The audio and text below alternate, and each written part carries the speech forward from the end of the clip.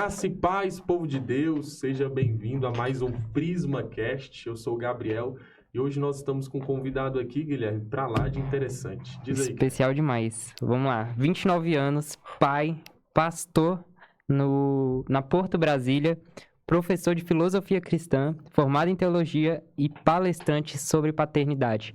Eu tenho certeza que você já viu um vídeo dele por aí, então com vocês, Alair Neto. Seja muito bem-vindo, meu irmão. Obrigado, viu, por estar aqui com a gente. Gente, eu que agradeço. Bom demais. Eu tô empolgadíssimo. Eu vim aqui com o coração, sabe, aquela frio na barriga gostoso? Caramba, que massa, velho. Prazer tê-lo conosco. Então, eu acompanhei alguns dos vídeos de vocês pelas redes sociais e curti muito. Então, eu que me sinto muito honrado de estar aqui com vocês. Prazer é todo nosso. E a gente quer começar essa conversa aí perguntando quem é o Alair Neto. Que a gente falou que é pai, pastor, professor, palestra sobre paternidade. Então, conta aí um pouco sobre sua vida, sua experiência, como é seu cotidiano.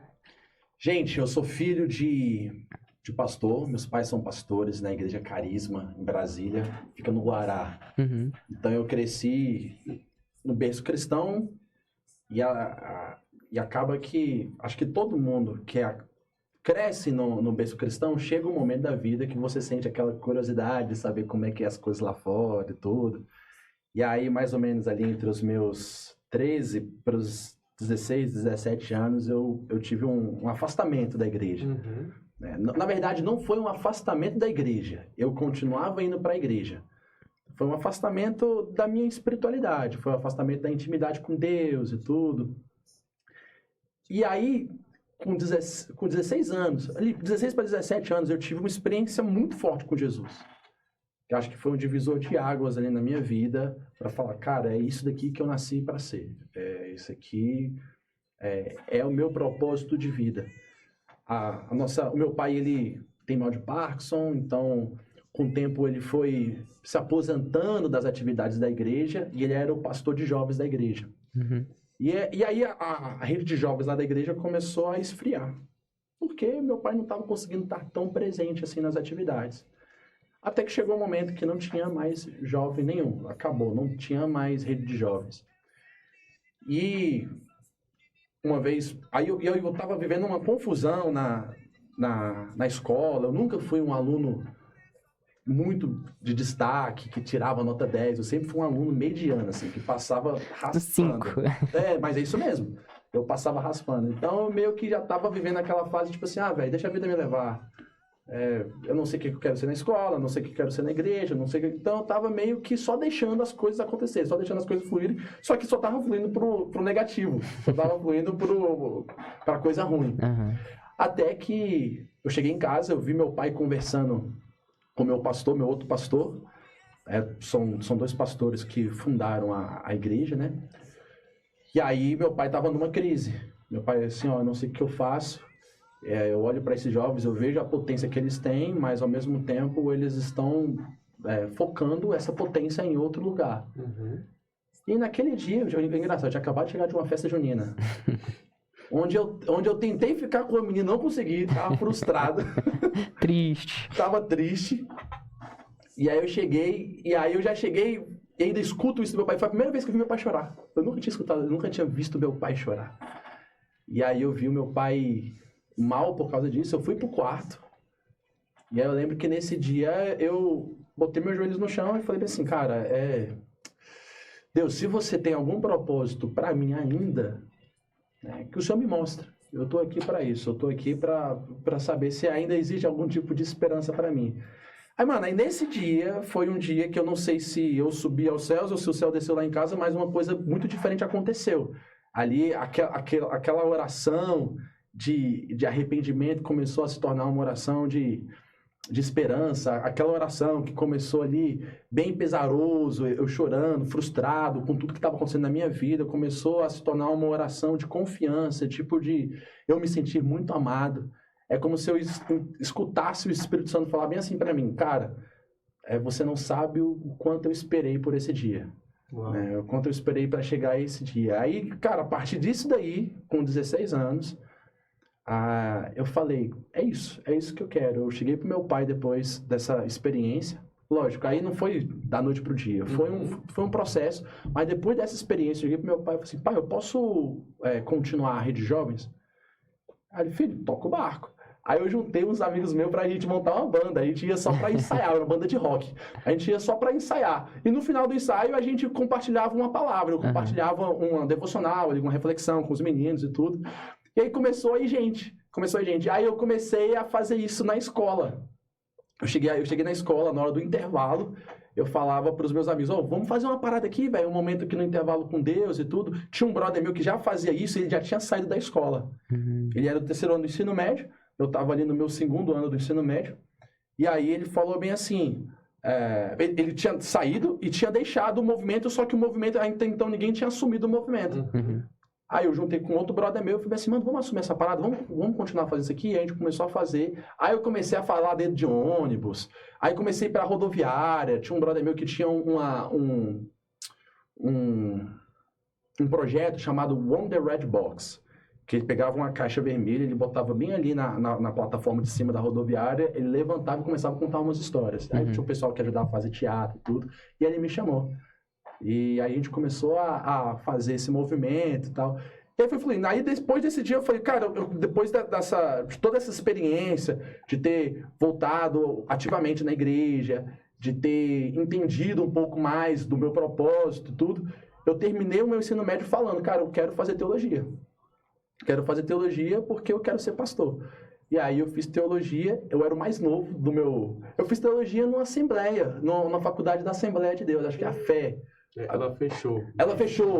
Eu tava no meio da faculdade e ela fechou. Eu não consegui encerrar meu curso lá. Eu fazia na Faculdade Batista Teologia. E na época que ela fechou, os alunos que estavam da fé, a faculdade foi pra Batista. Foi pra Batista, a FTBB ali da L2 Norte. Você deve que concluiu ela antes, então, a graduação que você não concluí não. No meu TCC, no meu último semestre lá, a faculdade fechou e eu precisei correr atrás. Aí um brother meu, que tinha uma faculdade em Sobradinho, de teologia, eu já tinha entregado o TCC, pra vocês terem noção. Caraca. Aí eu só precisava de alguma faculdade que pudesse receber meu TCC, porque eu já tava com a grade toda fechada. E aí foi isso e tal, e a gente conseguiu finalizar. E eu comecei a trabalhar só pra igreja, sendo pastor integral, onde meus pais eram pastores. E aonde foi em Sobradinho? Desculpa ali cortar, eu até moro lá em Sobradinho. Cara, foi Sobradinho 2. Rockman, o nome da faculdade. Mas não lembro agora. É do pastor Jouber. Acho que... a igreja dele, vou tentar lembrar aqui. Não vou conseguir lembrar. Mas ele é em Sobradinho 2, essa faculdade. Ele também tinha se formado primeiro do que eu. E ele já estava movimentando. Era uma faculdade nova, não era uma faculdade de tempo. Ele tinha estruturado. Alguns dos professores também lá da Fé foram para lá e tudo. Então, como eu era muito amigo dele, acabei fechando com ele. Até ele me fez um preço super bacana, só para encerrar mesmo, e eu ter o diploma e tudo. E aí eu comecei só como pastor integral na igreja. Né? Eu já tinha casado, eu já tinha sido ordenado pastor. Casou com quantos anos, mano? Casei com 22 anos. 22. Isso, 22 Aí quando anos. tu casou assim, tua esposa já sabia, quero ser pastor, vou casar, tu vai casar comigo? Minha esposa é muito louca, ela sabia dessa parte, ela não só sabia isso, como ela sabia também que existe uma probabilidade de eu ter a doença que meu pai tem. O Parkinson, porque o meu avô teve, né? E todos eles foram filhos mais velhos, e eu sou o filho mais velho da família. Então, quando ela foi namorar comigo, eu já falei assim, mano, essa é minha vida, pô. Eu vou ser pastor. E vou ter Parkinson talvez. Talvez eu vou ter Parkinson.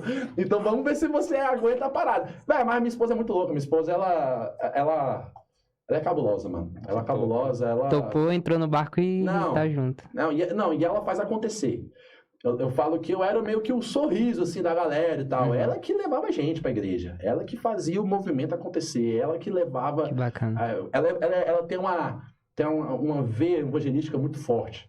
Aonde ela tá, ela quer falar de Deus. Ela quer falar da experiência da vida dela. E E diferente de mim, ela não cresceu em um lar cristão. Se converteu aí no meio do E processo. se converteu. E ela, mano, foi um processo, um conflito familiar, um divórcio, ela teve que passar por um divórcio e tudo. Situação financeira bem precária, essas paradas tudo. E aí ela converteu tudo, ela conseguiu transformar toda essa história numa forma de levar a transformação pra galera. Que massa. Ela tem muito mais pra ensinar do que eu. Dá pra ter que vir ela aqui. Vamos Pronto. trazê-la aqui. Marcar. E eu não queria eu não queria ser professor, eu só queria ser pastor. Na verdade, nunca passou pela minha cabeça ser professor. Eu não tive... Eu tive o meu ensino médio muito bom. Meu ensino médio foi uma experiência muito bacana. Mas o meu Fundamental 2 para baixo, eu não tive uma experiência tão boa. Eu não tenho tantas recordações boas. Eu tenho recordação de bullying, de insegurança, cara, de vergonha. Umas paradas que aconteceu na escola que eu não queria voltar. Eu olhava para a escola, eu falei, mano, eu não quero nunca mais passar por essa fase. Ainda bem que eu já passei por essa fase. Só que o meu ensino médio foi bacana por conta dessa experiência que eu vivi. Dos cultos lá. Com Jesus. E aí a gente começou, junto com o pessoal da MPC, Mocidade para Cristo, fazer um movimento nos intervalos ali. E aí Só que aí um brother meu que era capelão em uma escola em Planaltina do Goiás, recebeu uma proposta de fazer missões lá em Caldas Novas, com uma outra galera, e ele pensou em mim. Assim, na época eu estava só como pastor, a minha esposa estava grávida da Manuela, minha filha mais velha, e a gente estava precisando de alguma renda a mais para melhorar a nossa situação financeira, por conta da filha que estava chegando. A igreja só não estava conseguindo sustentar. E aí surgiu essa oportunidade, conversei com os meus pastores super apoiaram. Que eram seus pais? Também, não só os meus pais, é porque eram 5 casais de pastores. E aí os meus pais eram um desses 5 casais. E aí conversei com eles, e eles super apoiaram, e eu fui para essa escola. E fui super nervoso, porque voltar para essa escola era como se eu estivesse trazendo o Alaí, de 14 anos, que sofreu todo esse processo, e trazer um processo de redenção para ele. Que bacana. Sabe? De voltar... Eu lembro quando eu cheguei e vi uniforme. Sabe quando dá aqueles gatilhos ruins no coração? Assim, caramba, aquele frio na barriga, o intervalo, os moleques jogando bola, os professores, ao mesmo tempo que traz muita lembrança massa que você desenvolveu ali com seus professores, com amizades e tal, também traz esses momentos desafiadores. E ver tudo aquilo acontecendo me deu um frio na barriga. Eu falei, mano, será que eu vou conseguir? Será que, por quem é ensino religioso, filosofia cristã, já é uma matéria que o pessoal já tem aquele certo tipo de preconceito. Vai ser chatão, velho. O cara vai trazer regras, o cara vai trazer todo aquele fardo da religião e tudo. E aí eu lembro que na primeira semana eu vi os meninos brincar de batalha de rap. Eu falei, vou entrar. Eles estavam brincando de batalha de rap, não sei o quê. Eu falei, posso entrar? Você? Eu falei, deixa eu entrar aí. Comecei a entrar. Aí comecei a fazer umas batalhas de rap, porque eu gosto de batalha de rap. Eu assisto batalha de rap, acompanho os MCs e tudo. E eu lembro que eu dei uma zoada com os meninos ali. Falei alguma coisa tipo assim, aqui eu sou professor de ensino religioso e eu falo da Torre de Babel. Se feiura fosse pecado, você não ia mais pro céu. Tipo, dando uma zoada assim. E aí a galera tava filmando. No que a galera tava filmando, esse vídeo correu pra toda a escola. Então, quando eu entrava na sala, o pessoal, caraca, é o professor do rap! Então, começou uma batida já pra tu rimar. E aí eu usei tudo isso a meu favor, para conquistar os meninos. Então, na primeira semana ali, eu já consegui ganhar eles para mim e poder conseguir trazer uma perspectiva de Cristo para os desafios que eles têm vivido na escola. Não sei se isso foi escola pública, eu estudei aqui também no DF, em escola pública. A gente tinha ensino religioso numa matéria que chamava PD. Aí tinha PD1, PD2, não sei nem o que significa PD, eu só estudei. Mas eu via, quando tinha ensino religioso, era mais religiões de matriz africana. Você, assim, pelo jeito, né, pastor e etc., ministra já sobre cristianismo, ou você abrange todas as matérias também? Não, é porque as escolas que têm filosofia cristã, elas são escolas confessionais. Eu sou contratado pelo meu currículo de ser formado em teologia cristã. Entendi. Então, dentro dessas escolas, hoje eu não tenho acesso à escola pública Porque não existe mais a matéria de ensino religioso. Eu acho que existe ética, se eu não me engano, dentro da escola pública. Mas eu tenho um desejo enorme de fazer um trabalho, não voltado só no aspecto religioso, mas num trabalho emocional para os meninos. Porque, diferente das outras matérias, como história, filosofia, qual a diferença de filosofia para filosofia cristã? Sendo que as duas estão ali, as duas vão passar pelos filósofos cristãos, pela patrística, pela história da igreja e tudo.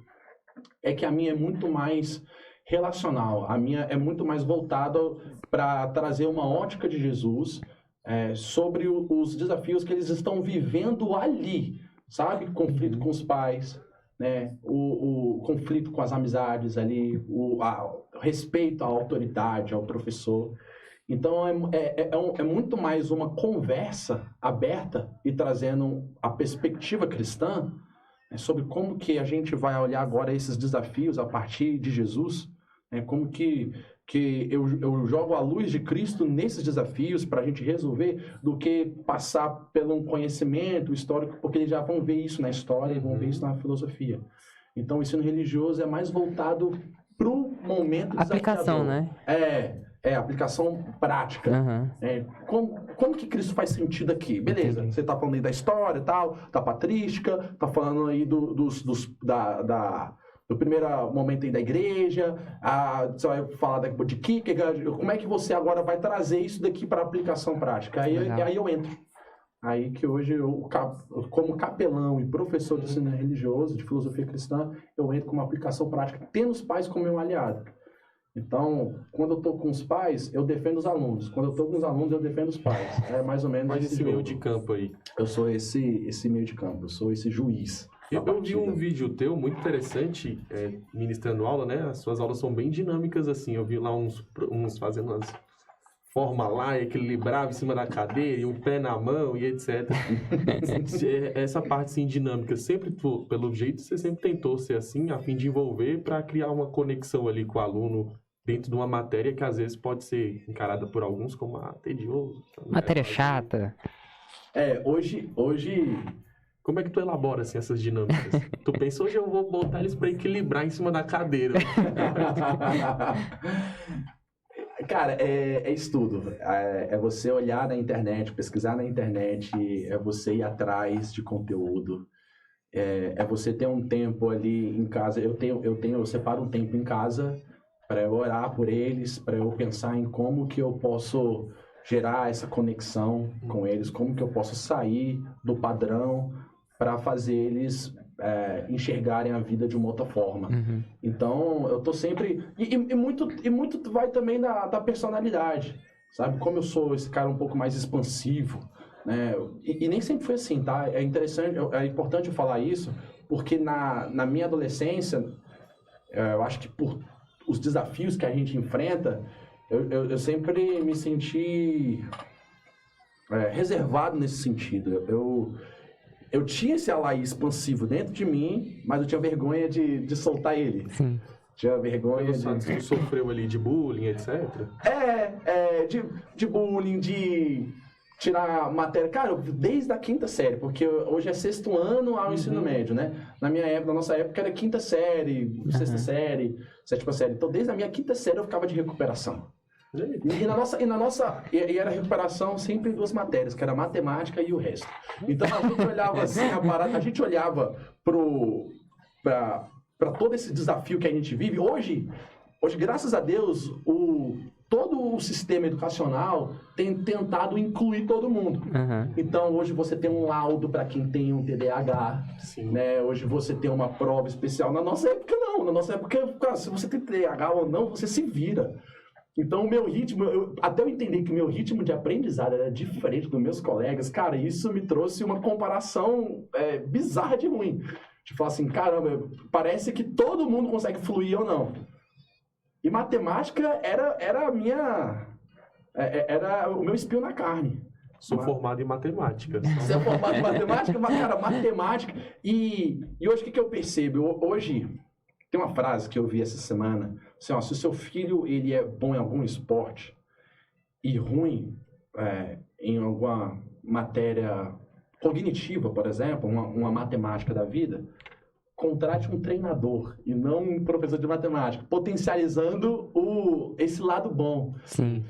Porque o fato de eu não me reconhecer como um cara bom em matemática, até nas outras matérias que eu me achava bom, essa baixa autoestima em matemática afetava o meu rendimento nas outras matérias.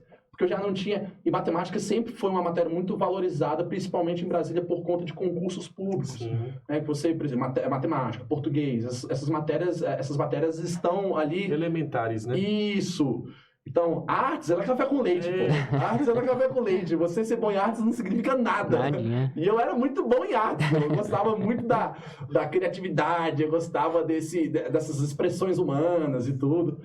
Então, isso era meio que jogado aí de escanteio. E aí eu olhava para o meu futuro, olhava para o meu rendimento escolar e a conclusão era, cara, não vou conseguir ser alguém bem-sucedido na vida. Isso me atrapalhou muito na escola. Uhum. E no primeiro ano eu reprovei. Primeiro ano do ensino médio eu reprovei. Não. Em matemática. Poxa, Em matemática. Então até eu fazer as pazes com a matemática, mano, foi difícil. complicado. Meu Deus. Mas assim, quando tu voltou pra escola, acho que o Guilherme queria falar, a próxima eu vou deixar ele perguntar. Mas quando tu voltou pra escola, que tu falou assim, né, que tinha essa ferida, eu acredito que ainda aberta, você encontrou cura voltando pra escola assim, vendo esse momento, pô, na adolescência? Talvez se identificou com algum aluno, era daquele jeito ali, se identificou com algum grupo e tal. Você hoje olha pra essa fase da sua vida e se encontra Cara, cura? eu encontro cura sendo resposta pro outro. Eu entendo isso. Eu entendo que aonde a minha ferida foi aberta e eu cicatrizei, é a partir dela que vai ser cura pro outro. Uhum. Eu gosto muito quando isso acontece em Jesus, por exemplo. Quando Jesus morre e aí ele ressuscita no corpo glorificado, ele decide ressuscitar com um corpo com cicatrizes. Ele poderia escolher um corpo perfeito, sem cicatriz nenhuma, mas ele mantém a cicatriz.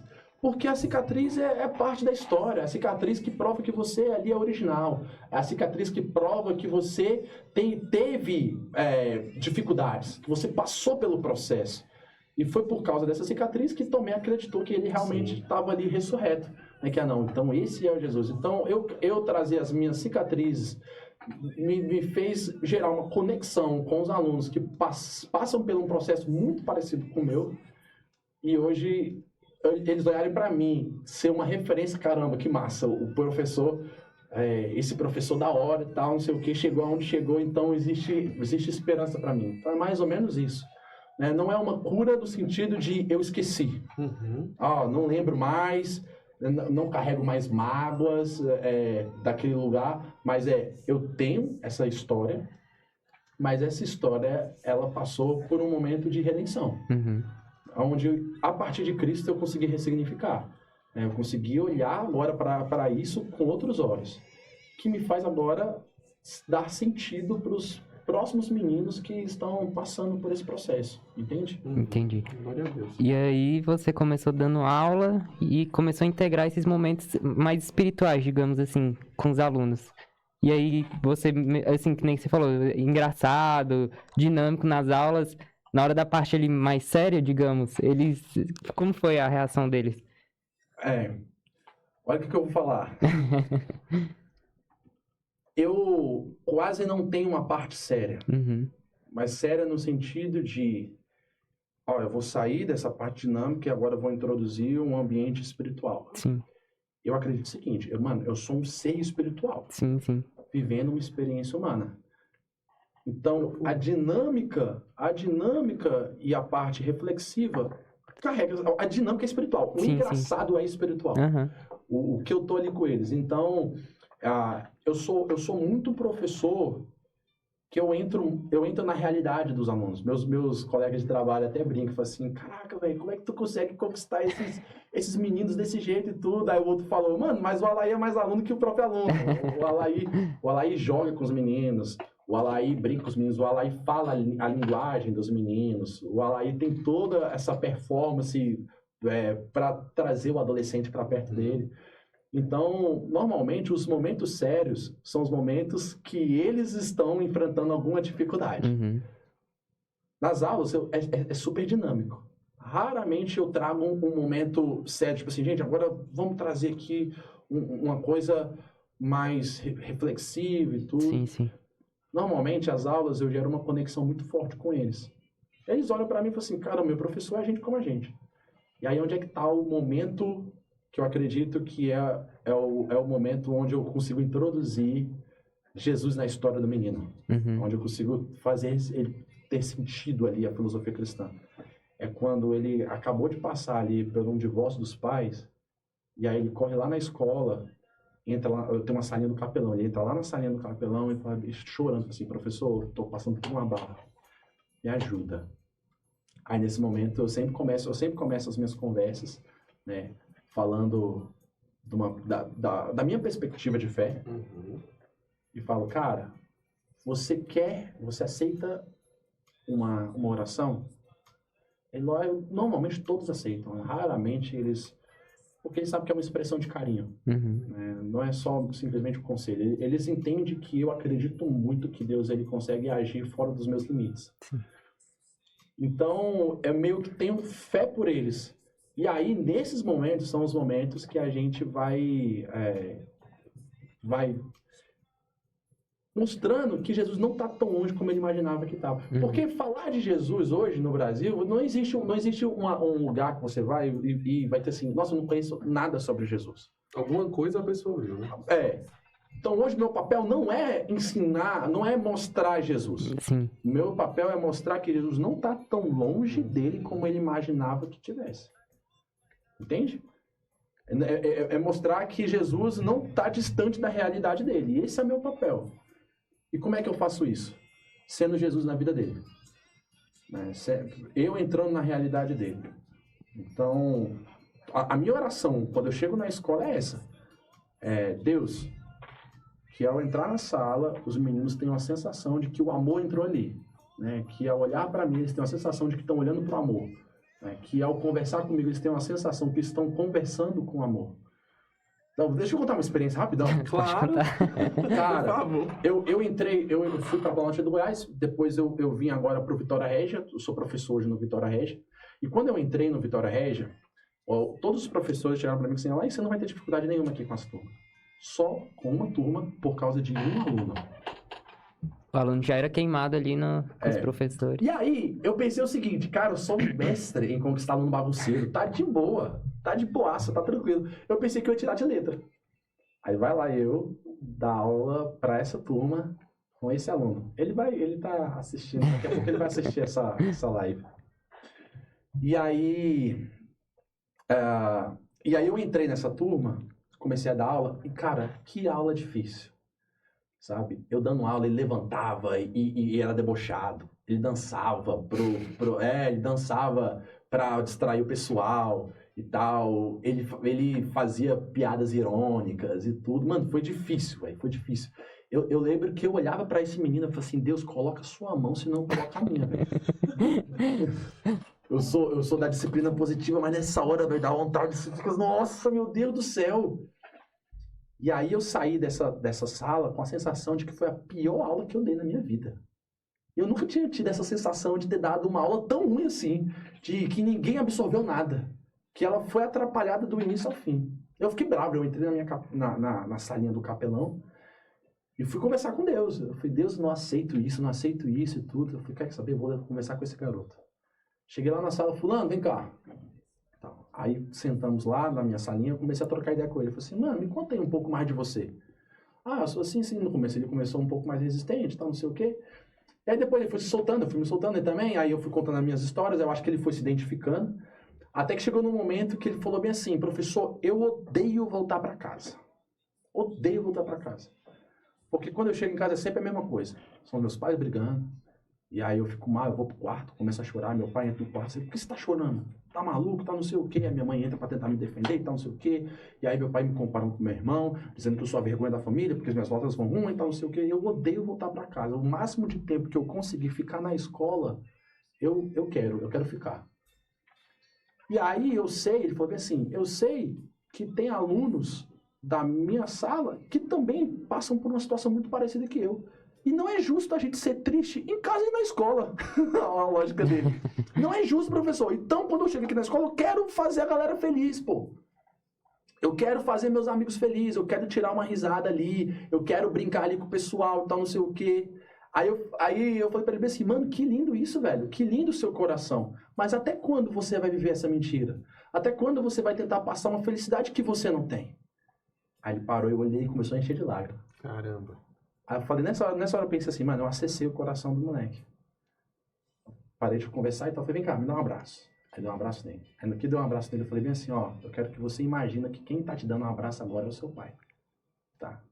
Seu pai que tá te abraçando. Porque eu senti que ele tava tendo uma crise ali de paternidade, de querer ser aceito pelo pai, pela família e tudo. E eu falei pra ele bem assim, olha, você não precisa me provar nada. Eu te amo. Você é um orgulho pra mim. Eu te desejei, eu te planejei. Aí começou a chorar. E aí chorava ao ponto dele sentar ali na cadeira, não conseguir ficar em pé, e eu ali mais ou menos ali, tipo, agachado, abraçando ele. E aí essa conversa, essas falas que eu comecei a dizer no ouvido dele, começou a se tornar uma oração. No final eu quis que ele entendesse que quem estava falando ali com ele era o pai dele mesmo. Mas não o pai terreno, que tem suas falhas, que tenta acertar e às vezes erra.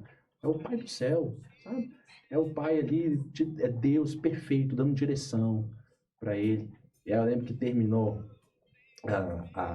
essa conversa, terminei a oração, tá, não sei o que, ele me abraçou, ele começou a limpar as lágrimas e tu mudou minha vida, cara. Vai lá, volta pra sua sala e tal. Aí eu lembro que no mês seguinte teve o interclasse lá na escola.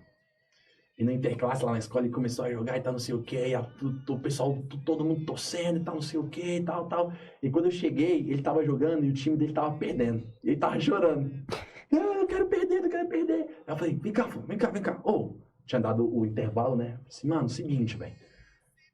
Não chora agora não, chora depois. Agora é hora de você concentrar no jogo. Eu fiz pra ele bem assim, ó. Plim. Você tá iluminado, mano. Volta lá e faz teu gol. Aí começou, mano. Aí, fez o gol. No que ele fez o gol, aí todo mundo gritando, não, fulano. Ele olhava pra mim, eu falava assim, plim, tudo iluminado, mano. E daqui a pouco eles venceram esse jogo, viraram o jogo, venceram esse jogo, aí foi pra final, no que foi na final, empataram, foram pros pênaltis e perderam nos pênaltis. Aí ele foi chorando pra mim. Eu te decepcionei, foi lá, tá assim. Eu falei, mano, eu amei que tu perdeu, pô. Como assim? Ele, eu quero te mostrar que você não precisa me provar nada, mano. Eu gosto de tu e eu te amo desse jeito, velho. Esse moleque virou outro, pô. Acredito. Virou outro. Passou de ano direto. Não tava ali.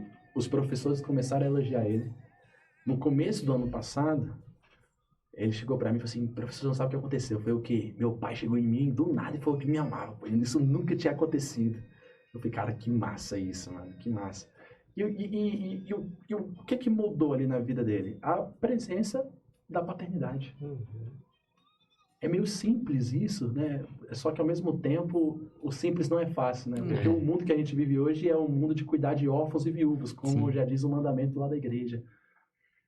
Então, hoje falta pai. Eu, dentro da escola, eu sei que o meu propósito não é ser um professor, mas exercer minha paternidade. Ser uma referência para aqueles meninos de pai. Para que todo aquele que olha para o filho enxerga o pai que o enviou. Glória a Deus pela sua vida, mano.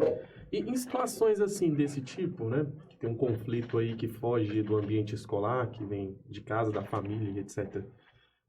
Como que você, na figura de professor, assim, não sei, nessa questão de fazer meio de campo, você marca, às vezes, também reuniões com os pais, ou você tem uma psicopedagoga ali na escola. Como é que é essa interação já com a parte de lá, né? Porque daqui a gente vê que você tá fluindo muito bem com os alunos. É difícil, mano. É difícil. Lidar com os alunos é muito tranquilo. Lidar com os pais é difícil. Porque você chegar e falar pro pai que o seu filho está tendo um desafio, que ele não está se sentindo aceito, que não está se sentindo acolhido, é como se você estivesse falando que ele está fracassando na vida. Escutar isso é muito difícil. Ninguém aceita isso muito fácil.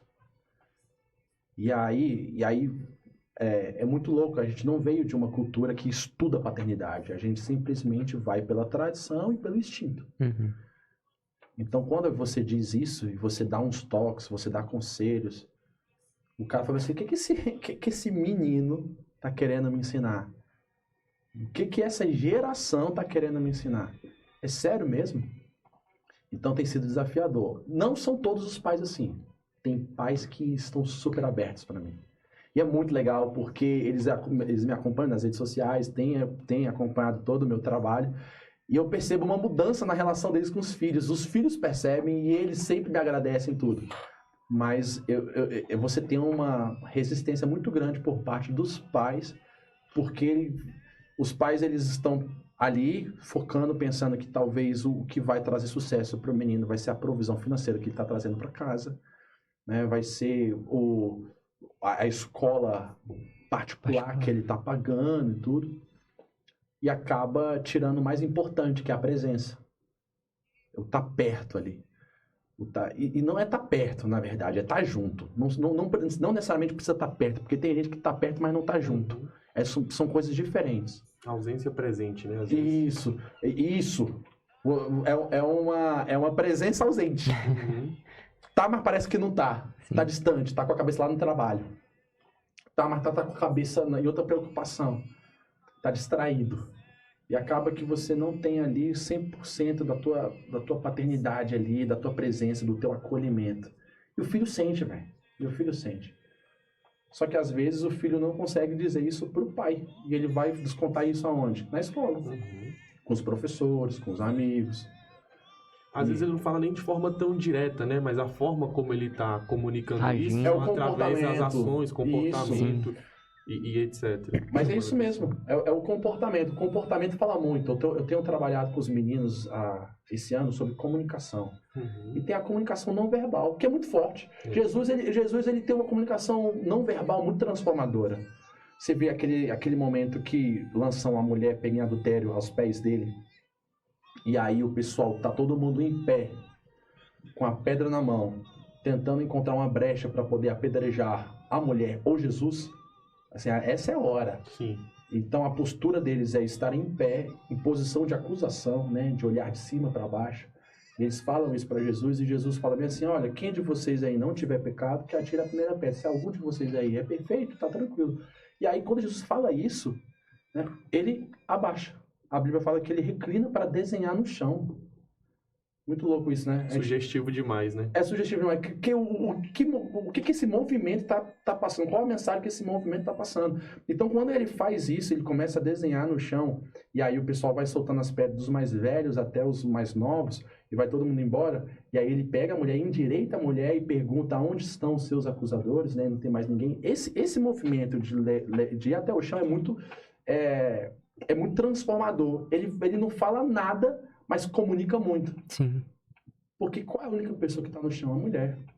Qual é a única pessoa que poderia lançar pedra naquela mulher com essa resposta, com essa pergunta de Jesus? Ele mesmo. Ele é o único que tem condição de condenar, porque ele é o único que não tem pecado. Mas o que tinha essa condição, o que tinha esse juízo nas mãos, prefere descer ao chão. Prefere se igualar a ela. Ele vai até o chão e ele encara ela agora nos olhos. E aí, o que antes era alguém encarando de cima para baixo, agora é nivelado. Sim. Esse movimento de você abaixar para falar com a pessoa nos olhos é um movimento de acolhimento. Né? Você não precisa falar muita coisa, mas você já está passando essa mensagem. E aí, depois desse movimento de acolhimento, depois dessa conexão, aí Jesus dá a correção de rota. Vai, não peques mais. Então, ele nunca dá a correção antes da conexão. É sempre ele conecta, depois que ele conecta, fala, enxergue a vida de outro jeito. Então, esse tipo de comportamento que muitas vezes eu passo para os meninos para que eles possam ter resoluções na casa deles e não ter uma postura de afastamento. Como muitas vezes eles têm com os pais e os pais têm com eles. Assim, gente, vocês não podem ter uma postura, eu tenho briga com meus pais, aquela coisa toda, e eu nem converso tanto com eles. Um menino falou isso comigo. Professor, eu não sei por que os meus pais enchem tanto meu saco, sendo que eu nem converso tanto com eles, eu nem falo, você mandar, tá aí que tá. Não é só o que você fala, é a sua postura. A sua postura, às vezes, está sendo uma postura de alguém que está ali prepotente, arrogante, com a pedra na mão, pronto para acusar. Então, conecta. Assuma uma postura de conexão, de acolhimento. Assuma uma postura que te aproxima dos teus pais e não te afaste deles. E, consequentemente, eu falo isso para os pais. né, de eles terem essa comunicação não verbal, que da mesma forma que os filhos demonstram esse comportamento, os pais também. E aí a gente entra num assunto que eu acho que o pessoal deve estar esperando, que é a internet, né? Eu vejo que os vídeos na internet começou justamente com a escola, não foi? Foi. Foi na escola, não foi? Sua família veio depois. Não, na verdade é o seguinte, os vídeos intencionais foram na escola. Eu sempre postei minha família, sempre. Eu sempre postei e tal. Aí esse ano, foram 9 anos. Tem 9 anos que eu tô postando coisa na internet. Desde que eu me tornei líder de jogos, eu posto coisa na internet. Era pelo Facebook. Aí depois foi para as redes sociais, aí comecei a postar meu relacionamento com a minha esposa e tal, que até então não era minha esposa. A gente casou, e aí a gente começou a ter a gente teve a Manuela, depois a gente teve a Babi. E aí esse ano eu comecei com essa cabeça. Falei, mano, esse ano eu quero ser intencional. Então eu quero fazer essa parada virar. Só que eu não sabia que ia ser um boom tão rápido como foi. Porque eu comecei postando as minhas aulas. Comecei a postar, aí eu falei, porque eu queria entrar na internet com essa propriedade de falar de paternidade, não só dentro de casa, mas também fora do ambiente de trabalho e tudo. E eu faço muito isso na escola. Então, eu comecei a postar nas minhas aulas, e estava dentro dos meus... Eu comecei um ano com 4.000 seguidores. Eu tinha 4.000 seguidores. Esse ano? Esse ano. Caraca. 4.000 seguidores. E aí, comecei a postar. Só que eu tava assim, cara, todo dia eu quero postar. Todo dia eu quero postar. Então, todo dia eu tava postando uma coisinha. Até que o vídeo da minha filha no carro, cantando rock com ela, bombou. Deu 1 milhão. E começou a chegar muito seguidor. E eu entrei em crise. Porque começou a chegar muito seguidor e eu fiquei pensando, cara, o que essa galera tá querendo de mim? Então, eu entrei na crise de querer me moldar eles. De querer, assim, cara, eu preciso postar. Aí eu postava uma parada e não dava tanta visualização, aí eu começava a pensar, putz, eu tô sendo desinteressante. E é muitas crises que eu converso com os meus alunos. Eles pensarem isso e eu tava vivendo aquilo agora. Eu lembro de conversar com um amigo meu que é psicólogo, o Sabino, também é muito bom. E eu falo pra ele, assim, mano, eu tô em crise, velho, tá chegando uma galera, meu Instagram tá ali, aí eu lembro que eu bati ali 7.000 seguidores, e eu falei, e agora os vídeos que eu tô postando depois desse vídeo não tá fluindo. E ele falou bem assim pra mim, falei, mano, seja você, cara, seja você. Porque aí você vai passar a sua essência. Quem não quiser, vai sair fora, sabe? Não vai te acrescentar em nada ter alguém ali que não quer a sua essência, que não quer você verdadeiramente. E se você tiver resultado ou não, pelo menos você está sendo coerente com você mesmo. Não existe nada melhor do que você ser coerente com você mesmo. Seja você, segue esse fluxo. Aí eu continuei seguindo esse fluxo, e começou a dar bom. E aí eu comecei a falar muito de educação respeitosa, disciplina positiva e tal, não sei o quê, até chegar no vídeo que me viralizou. Que é o vídeo da Bicha Pinga. Da onde surgiu esses nomes? Mano, é a pergunta que eu mais recebo na internet. Eu boto assim, galera, vou falar sobre educação de pais e filhos e tal, não sei o quê. O que é Neng? Eu mando as perguntas, mas não tem uma pergunta assim que fala assim, não, como é que eu trato meu filho nessa hora? É todo mundo assim, de onde surgiu Bicha Pinga? Esse nome e tal, você teve um pai bêbado? Você botou esse... Cara, de onde surgiu? Olha só. Mano, parece muito coisa de anime, assim, né? Eu que assisti na infância Naruto, na hora que eu vi ali o jeito de você filmando assim, correndo, eu falei, pô, esse cara assistiu Naruto também. Eu joguei no Google, o que é Bicha Pinga? Aí apareceu uma pinga, R$18. Não, e olha só, o brother meu falou bem assim, mano, eu fiquei uma semana pesquisando essa referência. Falei, qual é a referência desse cara? Por que o pessoal tá rindo aqui e tal, aquela coisa toda? O que é Bicha Pinga? Ele disse que foi pesquisar no YouTube, foi pesquisar em todo lugar. Como que surgiu esse apelido? Quando eu tava com a minha filha mais velha, ela tinha mais ou menos uns 3 anos de idade, eu fui brincar com ela. Assim, cansei do seu nome. Agora eu vou trocar o seu nome. Seu nome não vai ser mais Manuela Vieira Feitosa. Vai ser Manuela Bicha Vieira Pinga Feitosa. Do nada, eu só falei isso. Ela, não, pai, não quero sei o que, não. Então, pronto. Então vai ser Manuela Bicha Pinga Feitosa. Vou tirar o Vieira. Ela, não. E aí começou, tipo, a gente brincando nisso. Foi do nada. Foi pensando e tal, não sei o que. Aí, anos depois, né? Manuela com 5 anos, Bárbara com 2 anos.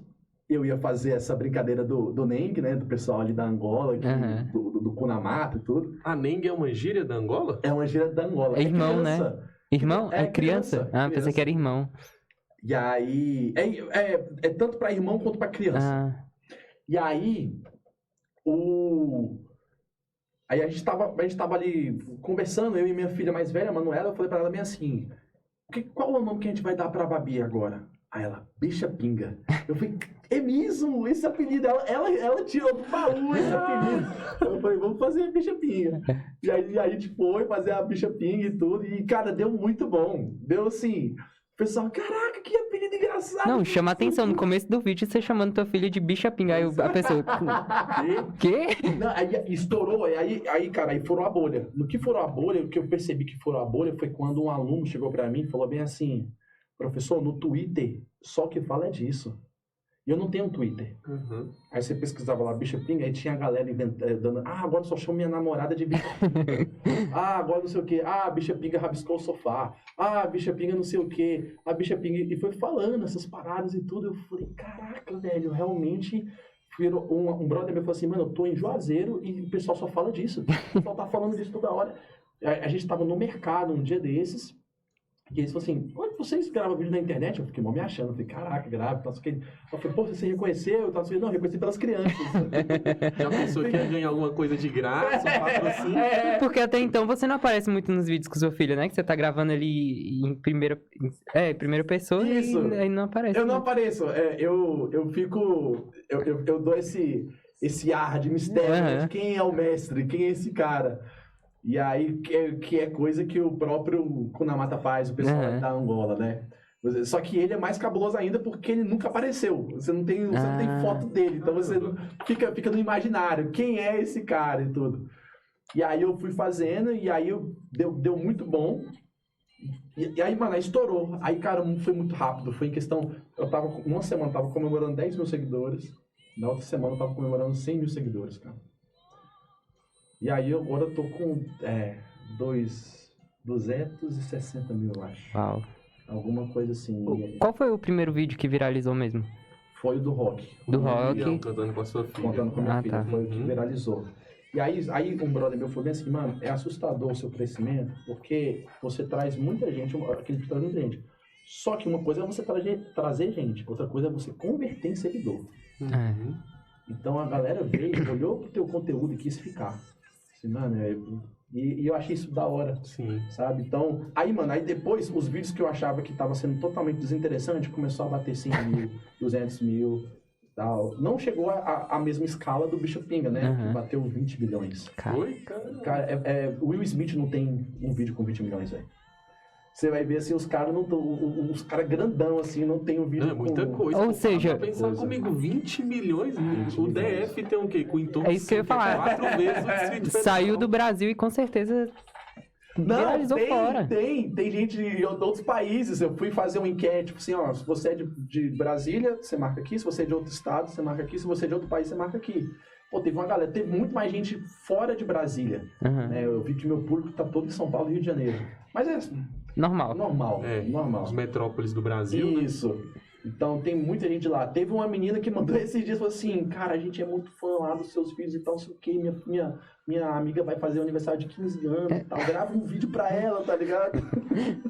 Mas não teve nenhuma referência de anime assim, não, pô? Não teve referência de anime. Poxa, fiquei decepcionado agora. Eu pensei que esse cara deve gostar também de Naruto, né? Que a adolescência eu acabei assistindo bastante. A hora que eu vi foi uma recordação assim. O jeito de filmar, eu peguei do pessoal da Angola, né? E tal. As lutas, ele faz uns vídeos de luta que eu acho interessantíssimo, que eu gosto demais. Aquele vídeo que eu falo assim, você merece uma palmada e tal.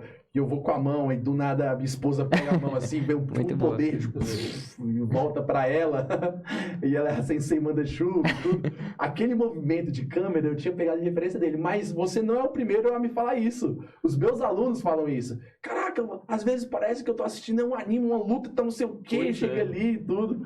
Mas é mais ou menos isso. Infelizmente eu frustro vocês. Poxa vida. E Pinga Fogo surgiu como?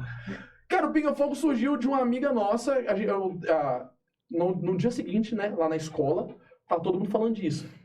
Tal. Aí uma amiga minha chegou e falou assim, velho, gostei muito do vídeo do Pinga Fogo. Eu falei, cara, não é Pinga Fogo, é bicha Outro vídeo. Você tava vendo no vídeo errado. Ela só falou Pinga Fogo e tudo. Aí no que ela falou Pinga Fogo, eu ia gravar com meu sobrinho e tudo, eu falei, vou usar isso. Só que aí depois eu fui ver que tem entidades que se chamam Pinga Fogo, eu não sabia nem disso e tal. E aí, só que também não quer dizer muita coisa, né? Uhum. Porque um menino se chama Miguel, que ele vai ser um anjinho na escola, É. né? Porque... E aí surgiu o Pinga Fogo, foi desse erro de comentário de uma amiga minha falando, ela tentou falar bicha pinga, mas acabou falando Pinga Fogo. E disseram também que é uma expressão que fala muito quando o menino é agitado, quando é criança. Uhum. Esse menino é muito Pinga Fogo e tal, não sei o quê. E aí surgiu isso, e aí depois veio a Manda-Chuva, que... Aí foi um processo criativo mesmo de eu juntar com a minha mulher, com as meninas, e falar assim, e aí, qual é o nome da mãe de vocês? Uma reunião aqui pra gente gravar um vídeo. Foi uma reunião agora foi uma Criativo. reunião séria. Agora foi uma reunião, tipo assim, Ana, isso aqui virou profissional. Antes era uma brincadeira, agora virou profissional. Que massa. E aí no próximo vídeo vai ter um personagem novo. Ó, spoiler. Suspense aí, fiquei até ansioso. Esse vídeo. Mas é muito bom os vídeos. Você fica olhando ali e fica procurando mais. E eu acho que é o que tá segurando a galera, É o que né? tá O segurando a galera. A gente tá atrás Às da vezes próxima. o cara tipo assim, eu não quero ver isso, mas acaba dando visualização. É. Mas Até que chegar no massa. vídeo da bicha pinga. Mas é mais ou menos isso. Aí tá aí, estouradíssimo. Lani, a sua relação com seus filhos, que nem você falou, chama muita atenção por você ser adepto à educação positiva, né? Isso. E, assim, falando um pouco sobre isso, sobre o tratamento de pais com os filhos, assim, tu acha errado um pai, assim, é porque você é adepto que você também discorde de todo outro lado. Mas você acha errado quando um pai educa o filho assim, usando, né, métodos antigos, tipo, vai corrigir, e acaba dando uns tapas no filho, uns tabef? Olha, eu fui esse pai. Uhum. Eu fui esse pai. Eu cresci, meu pai me bateu. E eu tenho certeza que todas as vezes que ele me bateu, ele me amou muito. E eu cresci com isso. Eu falei, cara, eu vou bater nos meus filhos, porque meu pai me bateu e eu dei certo por causa disso. Sabe? Então eu tinha isso, eu falava e conversava isso com a minha esposa. Minha esposa foi diferente de mim, minha esposa não apanhou dos pais. Ela tinha já um pensamento diferente, mas apesar de não ter todo esse conhecimento amplo, né, do conhecimento da disciplina positiva, nem nada. E para mim, disciplina positiva era uma conversinha para pai liberal. Assim, não, esse pai vai liberar demais. Não, isso daí longe, eu quero manter aqui o meu filho dentro do propósito que eu estou criando ele. Então eu tinha muito isso. E eu fui botar isso na prática com a minha filha mais velha. E foi muito frustrante. Foi frustrante para mim, foi frustrante para ela. E corrigi várias vezes batendo. Teve um dia, cara, que eu sentei e chorei, pô. Eu falei, velho, não tá dando certo isso daqui. Isso aqui, eu sinto que eu chegava, ela olhava com um olhar de pavor, assim. Não, papai, não. Já sabendo que eu ia corrigir ela dessa forma, sabe? E aquilo foi me fazendo pensar. Eu falei, cara, será que existe uma outra forma realmente de disciplinar e que seja coerente com a Bíblia? E eu fui estudar disciplina positiva. A gente fez um curso de disciplina positiva, eu e minha esposa. E aí eu lembro que uma das frases que foi dita nesse curso fez muito sentido para mim. Onde a professora dizia bem assim, você não deu certo porque o seu pai te bateu. Não foi a surra do seu pai que te salvou. Não. Você deu certo apesar do teu pai ter te batido.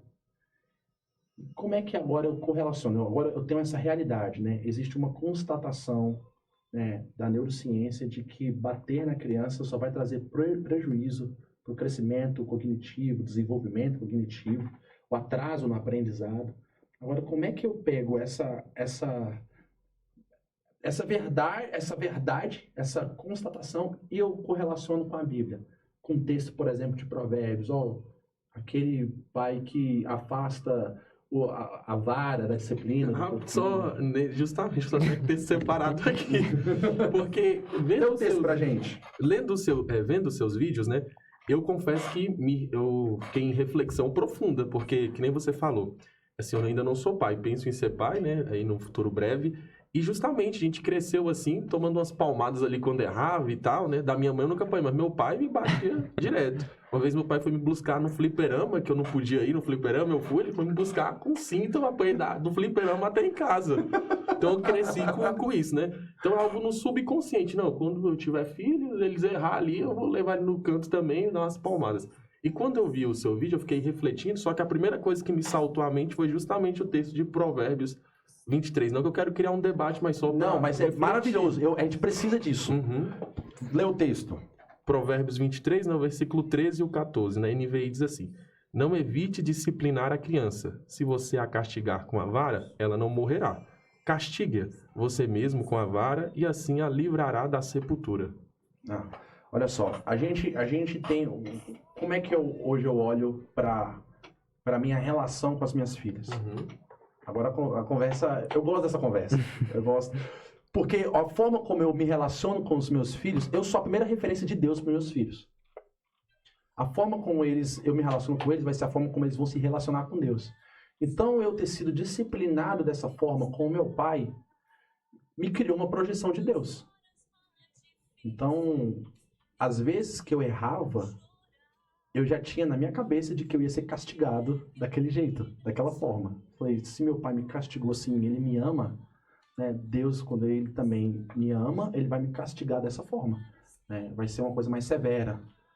E aí a gente começa a ter essa perspectiva de vida, que quando alguma coisa na nossa vida está dando errado, é porque a gente está sendo castigado, ou pela vida ou por Deus, por causa de um pecado, por causa de um erro. E a gente merece essa punição. A gente merece passar por isso. E eu acho isso problemático hoje. Uhum. Antigamente estava no meu subconsciente, no meu inconsciente, para falar a verdade. E eu tratava isso como simplesmente uma verdade absoluta. É isso. E aí, quando eu vou olhar para o Antigo Testamento, eu gosto muito de olhar para o Antigo Testamento entendendo, né, as metáforas que o Antigo Testamento faz e também olhando o Antigo Testamento a partir de Jesus. Sim. O próprio autor de Hebreus fala que o Antigo Testamento são a sombra das coisas que são reais. No Antigo Testamento, você tem um Deus Senhor dos Exércitos. No Antigo Testamento, você tem um Deus general.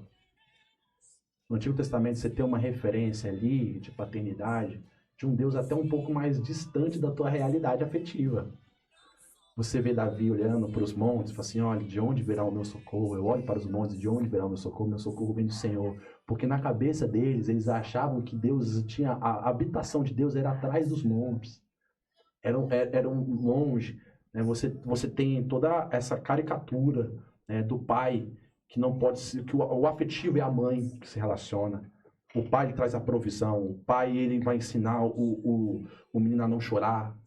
Ele precisa, porque é essa carga referencial que a gente tem de Deus. Um Deus chefe, Senhor dos Exércitos, general. Aí vem Jesus. Aí Jesus, ele traz uma faceta de Deus que até então o povo não está acostumado. Uhum. Que agora não é mais o Deus lá, é o Deus aqui, é o Deus conosco. Emmanuel. É o Pai presente. É o Pai presente. E não é só o Pai presente, mas é o Pai que cria um ambiente seguro para tu errar e demonstrar tuas fragilidades e chorar. Bem-aventurados que choram. Sabe? Você é feliz quando você chora. Já não é mais engole o choro, né? Mas engole o choro que isso daí... Não, cara. A forma como Jesus trata as crianças hoje se tornou o meu parâmetro de tratar minhas filhas. Deixa vir os pequeninos, porque dele pertence o reino dos céus. Ai daquele que fazer um desses pequeninos tropeçar. Sabe, é como se Jesus tivesse tornado a criança sagrada.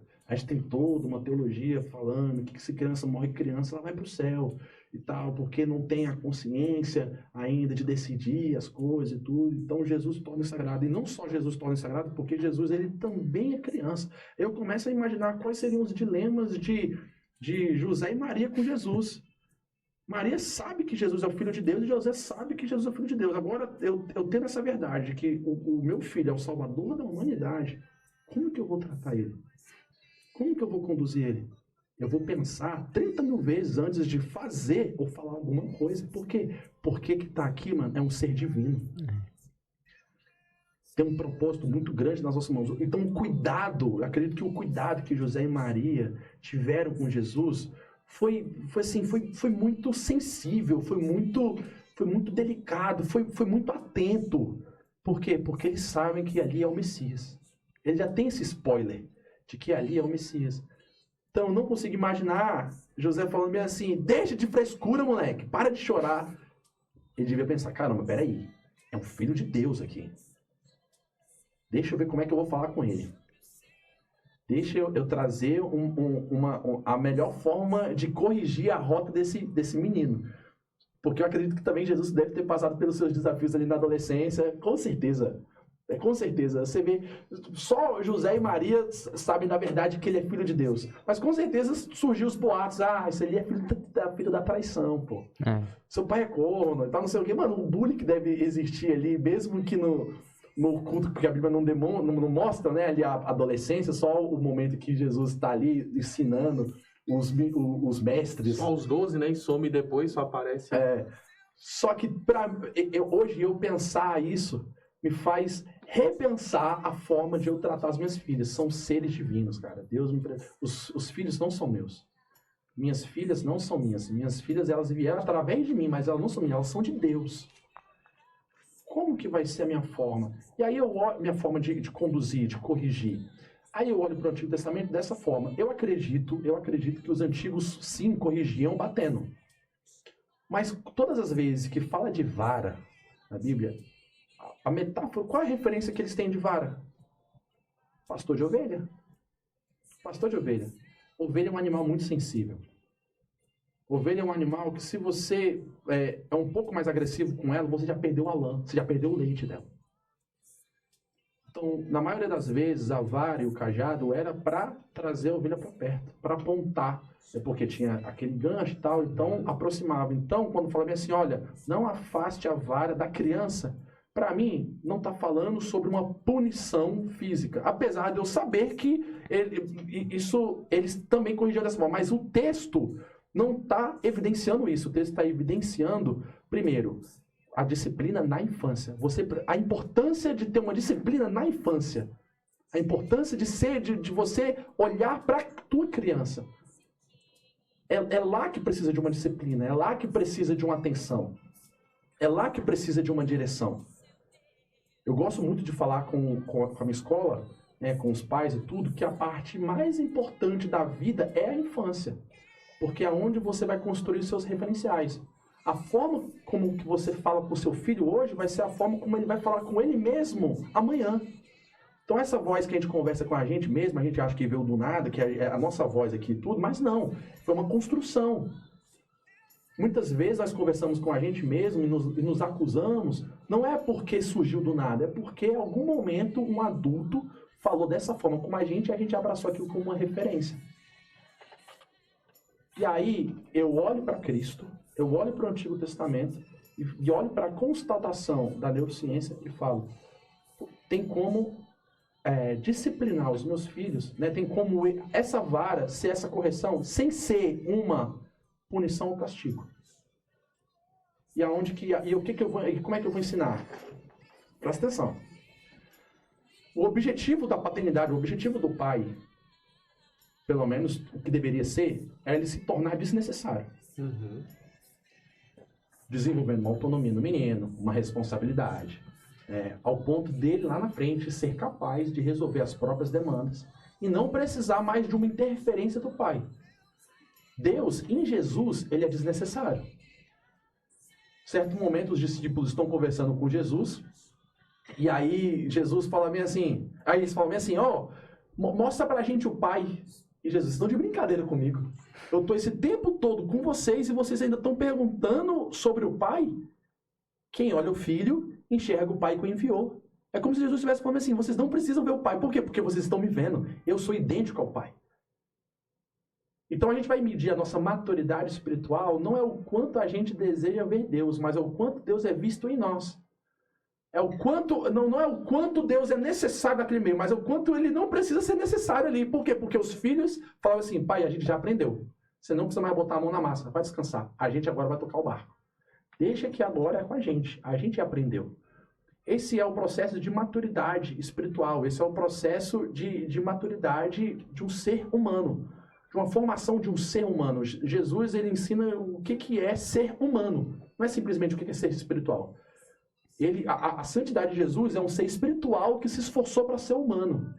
Então, a nossa vontade santa é eu entender a minha identidade espiritual e como eu consigo humanizá-la. Como eu consigo traduzir isso na minha humanidade. E aí, olhando para tudo isso, olhando para todo esse processo, eu não consigo encontrar ali no objetivo final um ser humano completo se no meio desse caminho ele é castigado ou punido. Porque aí ele vai dar um espaço para a culpa. Vamos dar um exemplo na nossa prática. Toda vez que você peca, você acha que Deus te castiga ou te perdoa? Toda vez que você peca. Eu acredito na minha fé que Deus me perdoa. Sim. Mas me perdoar não significa que eu não vou ter as consequências disso. Que é diferente de castigo.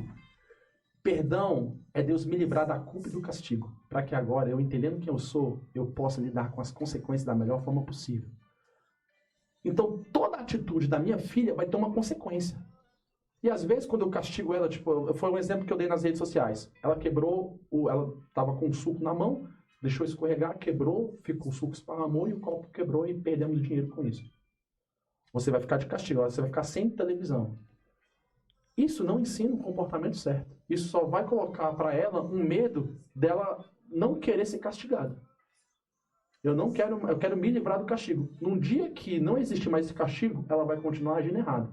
Agora, uma coisa é eu ensinar a consequência. Qual é a consequência de ter quebrado o copo? Ela ficou sem o suco dela e ela vai ter que limpar aquilo dali. Teve um prejuízo financeiro. Então eu, na minha proatividade paterna, falo assim, filha, olha só, a consequência é isso. Eu vou te ajudar a limpar agora. Tá? Mas vamos fazer um combinado. Próxima vez, a responsabilidade é sua. Eu não posso falar que essa consequência é um castigo. Porque é ação e reação. Porque todas as vezes que eu falar que isso é um castigo, dela assumir a consequência daquelas atitudes, ela vai pensar que responsabilidade é um castigo. E assumir responsabilidade como um castigo é terrível. A pessoa nunca vai querer ser responsável. Vai postergar isso o máximo O máximo possível, porque o sentimento dela é assim, eu estou sendo castigado. E alguém que tem a consciência de que está sendo castigado não consegue ser pleno. Não consegue tomar as melhores decisões. Alguém que a culpa ainda está agindo muito forte no coração, não consegue tomar a decisão mais assertiva ali. Então eu mostrando esse lado de que, aqui no papai você tem um ambiente livre para errar. Aqui, a hora de errar é comigo. Tem muitos pais que falam assim, eu não entendo, porque meu filho é bonzinho na escola, mas quando é comigo ele faz birra, não sei o quê. Cara, que bom isso. Que bom. Porque ele viu uma liberdade em você de ser transparente, de demonstrar as fragilidades. Esse é o movimento correto. Você criar um ambiente. Deus, eu só consigo ser transformado por Deus porque eu tenho certeza que Ele vai me perdoar de todos os meus pecados. Se eu tivesse a mínima dúvida de que eu não seria perdoado, por que eu vou me arriscar pedindo perdão? Por que eu vou me arriscar? Para depois ser castigado e não ser perdoado? O fato de eu ter a certeza do perdão é o que me faz ser transformado, é o que me faz ser livre para ser quem eu sou e falar assim, Deus, são esses os meus demônios, são esses as minhas fragilidades, são essas as minhas falhas. E aí a gente transferindo isso, traduzindo isso nos nossos relacionamentos, vai gerar um ambiente seguro para errar. Qual é o melhor lugar para a pessoa errar? Dentro da igreja ou fora da igreja? Tinha que ser dentro, não fora. Por quê? Porque no mundo não tem perdão. No mundo não tem perdão. Ali na igreja que precisava. E aí lembrando de Jesus. Sempre conexão antes da correção. Sempre conexão antes da correção. Então ali, errou. Que bom que você errou com a gente. Jesus é o cara que fala assim, se você for errar com outra pessoa ou comigo, erre comigo, porque eu tenho perdão. É mais ou menos isso a minha lógica, tá? Não, mas, caramba, é muito interessante, né? E, assim, diante da cultura do nosso país, não só do nosso país, acho que diante da cultura da nossa sociedade, né? A gente encara a vara e vários outros exemplos que você deu como, justamente, como peia, castigo, assim, nesse sentido, né? E é muito profundo isso que você fala quando, se for, tipo, pra errar, que erre aqui, etc. E eu sempre tenho isso também como lema na minha vida, que Jesus, ele ama a sinceridade, cara. Isso. Eu tiro muito do exemplo de Tomé, até que você deu aí atrás, né? Porque, assim, Tomé ali, influenciado por todos os discípulos falando que viu Jesus, Tomé podia ter falado, eu também vim, tá? Também acredito. Tomé não, foi sincero, falando, galera, desculpa, vocês viram, mas eu só acredito mesmo se eu ver. E Jesus não teve problema nenhum com isso, ele disse, você só acredita se ver? Então tô aqui, pega aqui na minha mão, toca aqui então, né? Legal. E é muito bom quando você consegue desenvolver isso dentro de casa com seus filhos, eles, tipo, sinceridade, né? Porque eu confesso muito que diante da forma como eu fui criado, muita coisa eu não fui sincero com meus pais, não contei, justamente que eu já sabia, cara, se eu falar isso, meu pai vai... A punição vai ser grande. Mano, eu começava. O tamanho do meu erro, eu já media a peia. Eu já media, eu falei, cara, eu vou apanhar demais com isso, velho. Eu preciso esconder isso. Quando eu quebrei a perna jogando bola, eu não queria que minha mãe me levasse pro hospital, que eu falei, se minha mãe souber que eu quebrei a perna, ela vai quebrar outra perna. Eu já tava, tipo, várias outras histórias aí, né? Mas jogando muita bola e via machucando. E depois eu fiquei pensando, caramba, olha a relação que eu tenho com a minha mãe. Eu fiquei pensando nisso um dia desse, né? Na época. Eu não queria contar que eu quebrei a perna, eu queria só aparecer lá com gesso do nada. Aconteceu. Justamente com medo, assim, da punição, né? Mas que bom, confesso que estou pensando em ter filhos e a forma dos seus vídeos e a forma que você educa, eles estão me fazendo refletir muito já sobre isso. E você, por ser um cara, assim, totalmente, né? Dinâmico, expansivo, como você falou, a forma que você cria seus filhos, etc. No ambiente aí da escola, assim, porque a figura do professor também, principalmente quando eu era aluno, a gente tinha o professor como uma representação ali de alguém muito severo e tal. Você já enfrentou alguma resistência na escola, ou então de alguns outros pais, ou até mesmo, assim, de conselhos escolares, etc? Já. A conversa que mais rola em ambiente escolar, ali dentro da sala dos professores, cara, a gente está vivendo uma crise de autoridade. Os meninos não respeitam a gente, os meninos fazem isso, essa geração precisa respeitar e tudo. E eu me questiono o que de fato é uma autoridade. Porque durante muito tempo a autoridade para nós era o cara que conseguia ter uma imposição de poder ali, conseguia impor o respeito. Hoje em dia, cara, com o acesso de informação, hoje em dia com o avanço ali dos relacionamentos em psicologia e tudo, já não tem como a gente simplesmente chegar e falar, ainda mais com toda a tecnologia, né, com todo o entretenimento que eles recebem toda hora ali, com o celular e tudo. Não tem como mais a gente chegar e falar para eles mesmo assim, olha, vocês precisam me respeitar e aqui sou eu que mando e pronto. E eu acho bom a gente passar por isso, eu acho bom a gente passar por essa crise de autoridade, porque isso nos tira de uma zona de conforto. Isso nos faz não só pensar na gente, mas pensar no outro. Então hoje, o que é autoridade para mim? Entendendo numa perspectiva bíblica. Por que Jesus é a nossa maior autoridade? Por que ele foi colocado nome sobre todo nome? Porque ele exerceu poder? Eu acredito que não. Para mim foi o contrário, porque ele abriu mão de todo o poder. Porque só quem precisa de poder é quem não tem autoridade. Autoridade não é a discussão de quem manda. Autoridade é a discussão de quem está pronto para servir primeiro. Autoridade é quem se entrega espontaneamente, sem precisar de nada em troca, sem deixar que o outro interfira na minha identidade. No sentido de, eu estou te entregando. Se você me devolver de um jeito negativo ou positivo, tanto faz, eu vou ser o mesmo com você. Jesus era o mesmo com o amigo e o mesmo com o traidor. O mesmo. Jesus entregou o mesmo amor para os dois. Jesus não mudou. Jesus não era o cara que falava assim, ó, Pedro, cuidado com Judas, viu? Ali é mão leves, sabe? Ali toma... Você não vê Jesus sendo esse cara.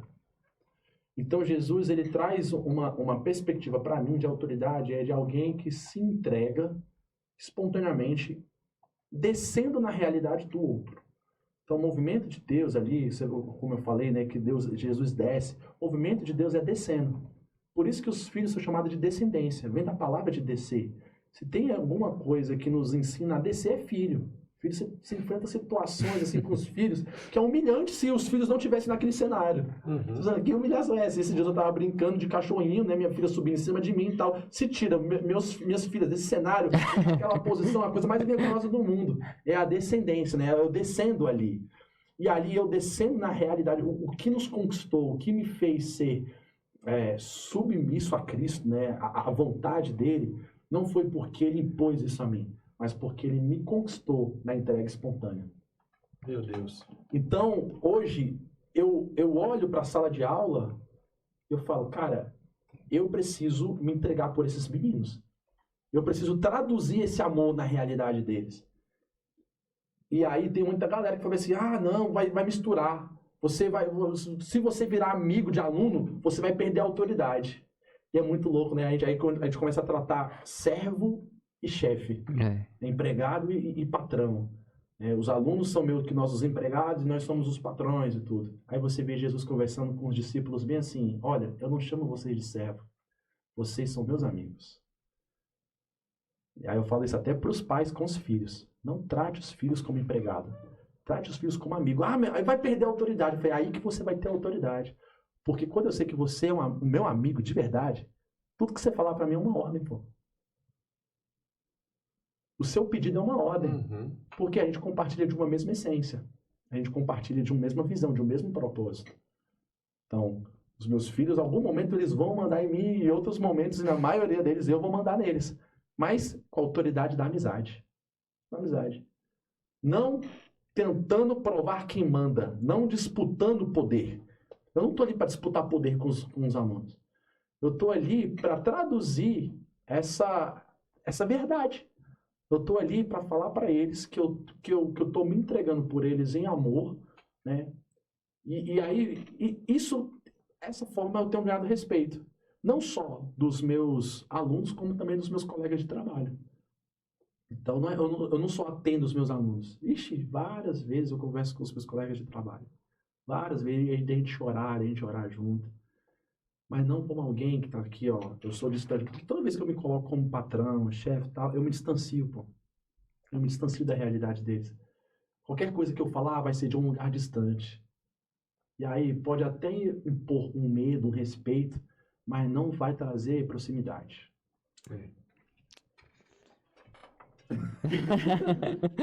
Sem palavras. É muito profundo, porque, tipo assim, a gente poderia falar aqui de... Você vai falando, né? Eu vou lembrando de episódios, assim, de Cristo e da vida, né? A gente poderia ressignificar aqui muita coisa em Cristo e abordar aqui. Que até quando ele fala também, chamo de amigos, porque os servos né, não conhecem seu Senhor. Isso. E é muito profundo isso, porque quando você fala de um lugar distante, né? Não gera justamente conexão. Não gera. A pessoa não se enxerga e etc, né? Eu acho que as aulas e as conversas que você tem é o que a gente tá vivendo aqui. Você vai falando e a gente vai ligando os gatilhos, né? Lembrando, Gabriel falou aqui da relação quando ele quebrou a perna e tal. Eu acho que tem disso muito na sua aula. Você vai falando e por isso que vai criando ali uma conexão com os alunos. Então isso é sensacional. Quem dera eu tivesse um professor como você. Ah, que bom, mano. Dá até vontade de voltar pra escola. Passou. Passou. Tem um testemunho, cara, que eu ouvi o Douglas Gonçalves, o Jesus Cop, contando, que me lembrou muito aqui agora quando você falou, quando sou amigo, né, e eu dou uma ordem por eu ser amigo, tipo assim, né, o que eu falo vira uma ordem. Ele conta justamente isso, ele fala como ser obediente à voz de Deus. Ele fala que teve um relacionamento com um amigo, que o amigo chamou ele para ir pra casa dele, vou resumir. Aí tratou ele tão bem, mas tão bem, que quando ele voltou para casa, esse amigo tinha pedido algo pra ele, falou, Douglas, tem como tu fazer isso para mim? Aí ele falou que se sentiu tão constrangido pela conexão que ele tinha com o cara criado, que ele não, se ele tivesse pedido para ele ir pra Marte, ele tinha ido, não conseguia mais dizer não para ele. E é justamente isso, quando você se conecta com a pessoa, né, até o campo assim que você vai conversar, o que você pede, a amizade que você se desenvolve com ele, gera proximidade de tal maneira que você não consegue mais ser desobediente. Por mais que você não dê conta para fazer, você vai tentar se esforçar e fazer o seu melhor a fim de agradar a outra pessoa. Mano, eu queria conversar aqui que eu tô mais umas 2, 3 horas aí. Mas o A hora Vitor não já tá nos olhando deixa. pra gente. A gente sempre coloca a culpa no Vitor. É bom que tem ali pelo menos um cara pra gente... Nossa âncora ali. E vamos caminhar então para a conclusão. Você tem mais alguma coisa aí, Guilherme? Quer É falar? isso aí. E a gente aqui no final sempre temos um quadro que é o bate e volta, né? A gente fala uma palavra e você já responde aí a primeira coisa que vem na cabeça. Legal. Pensa em eu alguma gosto coisa disso. aí? Pois é. Só que eu tenho um TDAH, tá? Então às vezes vai ser meio lento assim minha resposta. Teve um convidado que a gente perguntou, teve que até que fazer corte. Ficou um tempão assim, ó. Vou tentar ser rápido, fala. Não, mas é de boa. É de tranquilo, boa. vai no seu tempo.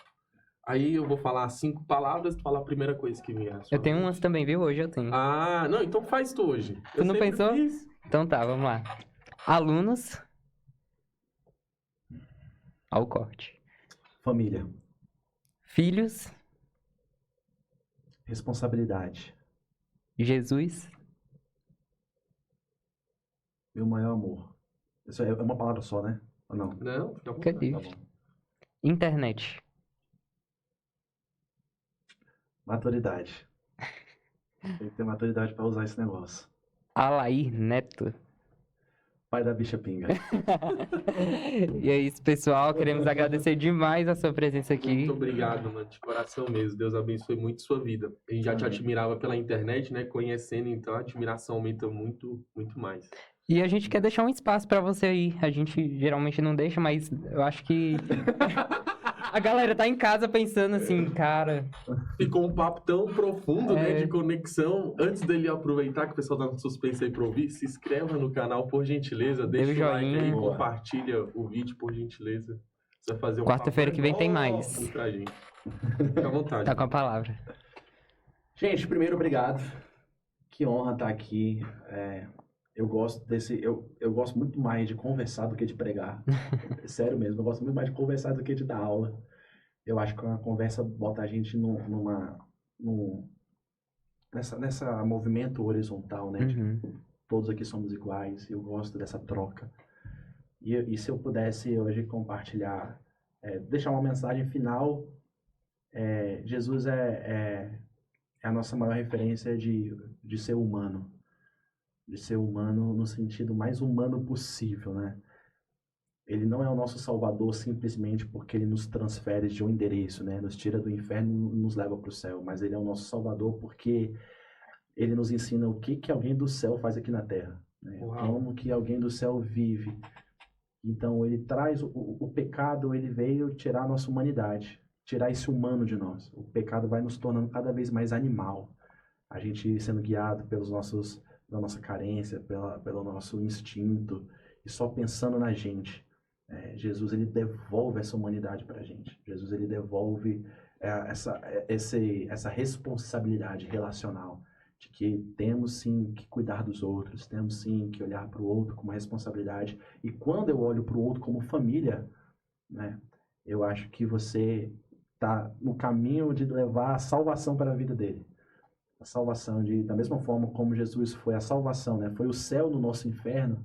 Eu acho que o nosso propósito é isso, é invadir esses infernos que as pessoas vivem, porque muita gente vive um inferno, né, falando, cara, a minha vida tá uma bagunça, muito por conta de problemas relacionais, né, de não conseguir também se relacionar consigo mesmo, problemas familiares. Mas Jesus ressignifica isso. Jesus, ele no momento que ele ressuscita, e acreditar que ele é um Deus ressurreto, é tão importante para nós isso, de que aonde a gente pensava que a morte tinha vencido, aonde a gente olhava assim, vai, isso aqui não tem mais vida, já era, esse menino não tem salvação, esse aluno aqui já foi, não tem futuro. Jesus fala, não, tem muita vida para continuar. Eu estou devolvendo a humanidade para vocês, eu estou devolvendo a esperança, o sonho. Então é isso, quem depois aí em casa quiser me acompanhar nas redes sociais, né, tá aí minhas redes sociais, Alair C. Neto, e você vai acompanhar um pouco mais do meu trabalho. Muito obrigado, gente, sério Nós mesmo, que agradeço a agradecemos. Deus e pela vida de vocês. Amém. Tamo junto.